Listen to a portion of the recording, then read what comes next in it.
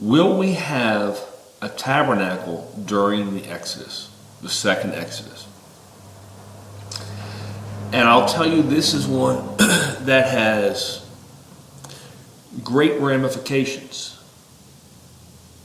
And so let me kind of put a couple things out there on this issue and why it has been such a stressful issue for me to understand for well over a year and a half of my faith. And I'm only 2 years in, so obviously been a while of stress on this issue. A warrior is required to do a mikvah on the third and seventh day if they've killed someone or touched a dead body. Now, we have that in two different places. We have that in Numbers 31, and we also have that in Numbers 19. Numbers 19 is the red heifer mikvah. They are different aspects, potentially, because Numbers 31, when they went to the war with Midian, it wasn't a statement saying it must be done. I know your Bible translation, some of them will have the word must, but that's not in the actual Hebrew translation. There's no requirement. It says they will do it on the third and seventh day. Numbers 19, as it deals with the red heifer mikvah, is incredibly clear that it must be done. Okay? And so the only reason you're going to have the red heifer mikvah is because you're going to have a tabernacle. You're going to have an altar to do the sacrifices. And I know most of you are going to say, whoa. It's got to be only in Jerusalem because it's a place that the Creator designates. Well, guess what? He can designate the tabernacle until the temple is built. He did it before. I'm quite certain he can do it again. But as it pertains to Numbers 19, let's kind of go over a couple things there because they're very interesting. Numbers 19:11, whoever touches a human corpse will be unclean for 7 days.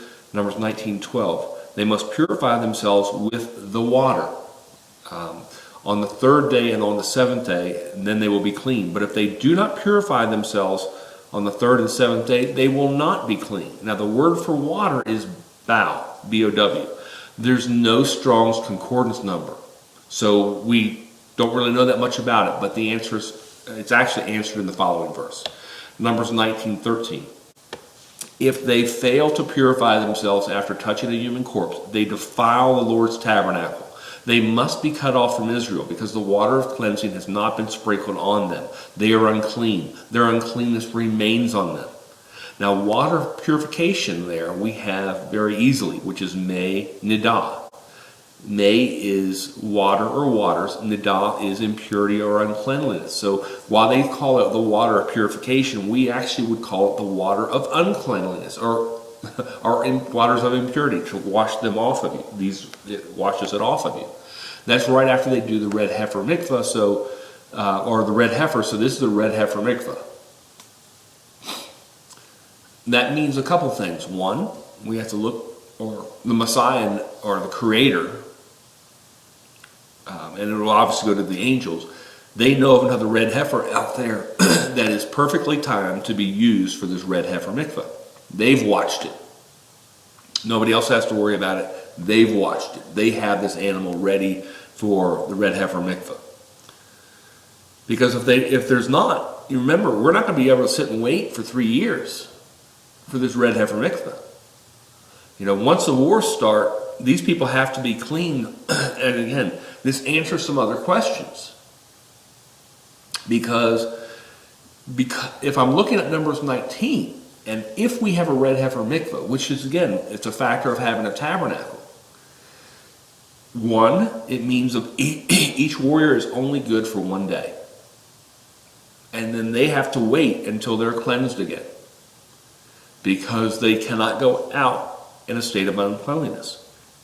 So when we had King David talk about, with the showbread, in 1 Samuel 21,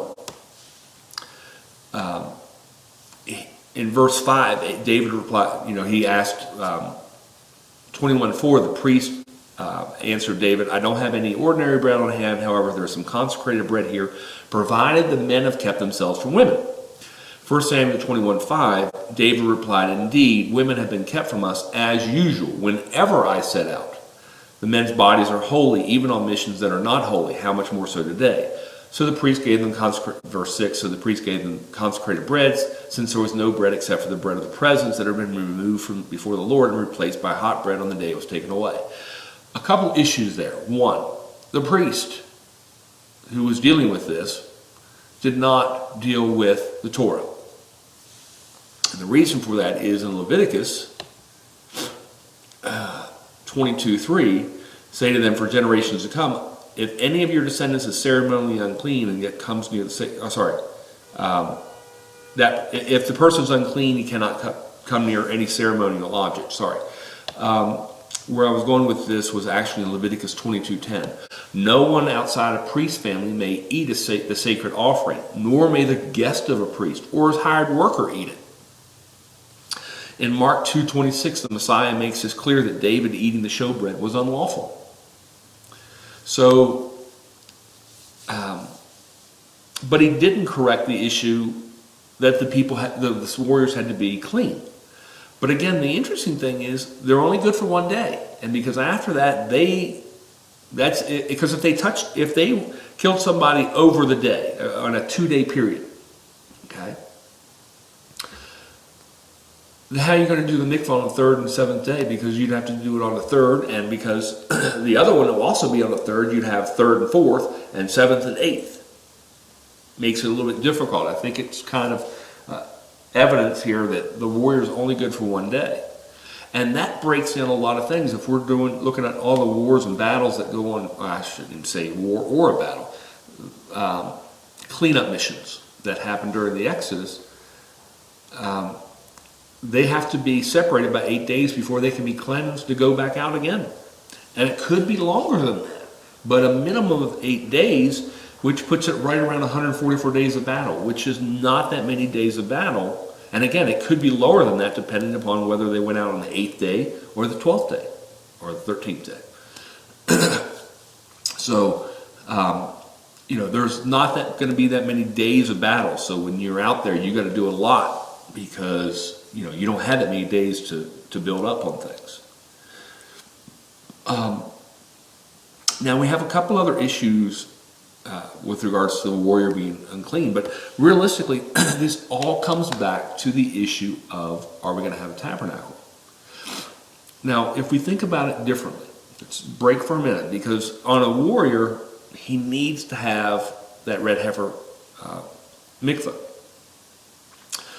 which, let's deal with this on a different issue. Where is a red heifer mikvah located? Where do you take your bath? Because so many people think about it be in the tabernacle complex, but there's no way to take that unclean warrior through the camp and into the tabernacle, because he'd be dead. He would be killed when he tries to walk into the tabernacle. So the red heifer mikvah can't be in the tabernacle complex.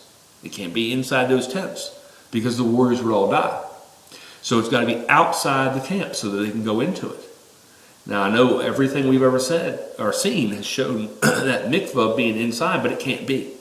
It can't be. It's got to be outside the camp. Now, it's burned outside the camp, but it looks like it stays outside the camp because you cleanse yourself before you can even come into the camp, before you can go close to the tabernacle. So it's a statement of, the closer you get, the more holy you have to be. Now the other thing is, as it pertains to the tabernacle, and again, so many people will say, no, it's got to only can be in Jerusalem. Well, let's think about this. If we don't have a tabernacle, when the Messiah returns on trumpets, does he go to the altar at the end of that? What altar is there if we don't have a tabernacle? He's returning as the high priest. 10 days after that, he's going to be doing the Day of Atonement. If we don't have an altar, which has to be sanctified by the red heifer, but if we don't have that, what do we do? In addition to which, when we return on Exodus, we will have the priest class, we will have the Sanhedrin. And basically, at that point in time, we need that tabernacle to do certain things. Again, we have you're telling me that we won't have a Passover?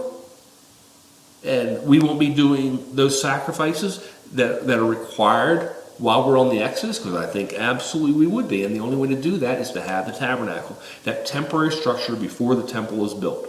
Now we know where the temple will be built. There's not an issue there. But we have to have temporary for ourselves, and we have to have it because the Messiah is returning. It's got to be there so that he can do things. Because it takes a while to build this temple. And he's going to have a place to do things before the temple is built. So it's logical, much more than logical, that it has to be there. And if it's not, we don't know what goes on with the warriors. You know, can they stay out and do battle every day? Because Numbers 31 doesn't indicate that they have to do it on those days. They could remain unclean and continue to do the battles. But Numbers 19 is kind of clearing that up to say, no, they have to be clean when they go out. And so I do see that we will have a tabernacle, and it should start again when we're at Mount Sinai. And that brings up a host of things. Number one, where's the Ark of the Covenant? I would just about bet you that the Ark of the Covenant has been stored at Mount Sinai ever since the days of Solomon. And I would think that one of the last things Solomon did was transporting the Ark of the Covenant to Mount Sinai and hiding it for us to find when we go back. I know it's going to sound real crazy. We do know that some of the stones, one of them for the tribe of Benjamin was found in South Africa about 2 years ago. I'm quite certain it's in Jerusalem now. And I'm sure it'll be coming back from the tribe of Benjamin. What about the other stones in the priest's breastplate? We may have to have new stones on those, which is interesting because you'd have to know what that stone is for your tribe if you're going to be one that's providing that stone. And of course, you'd have to know your tribe before you even get there. You're certainly not going to provide a stone for a tribe that's not yours. And again, that also means we have a high priest before the Messiah comes in, where that priest then steps down, so the Messiah steps up as a high priest. And I would say without question that high priest during the period of time during the Exodus would be a son of Zadok. So a very high priest, but one who recognizes that there is one coming that is much greater, who has a much greater claim to the high priest position. Now I can go through some other aspects about, Exodus 19:5, then he said to the people, prepare yourself for the third day, abstain from sexual relations. So a warrior should be abstaining from sexual relations. And David kind of expanded upon that issue, uncleanliness for the warrior. He wouldn't go out if he was unclean. And we have that with Uriah the Hittite, with Bathsheba. He remained clean so that he could go out to battle. And so he was prepared, saying, listen, I'm going to battle, I need to remain clean. And we know from Joel 2, I think it's 11, that the word of God goes out in front. And again, if the Ark of the Covenant's going with the warriors, holy cow. I mean, there's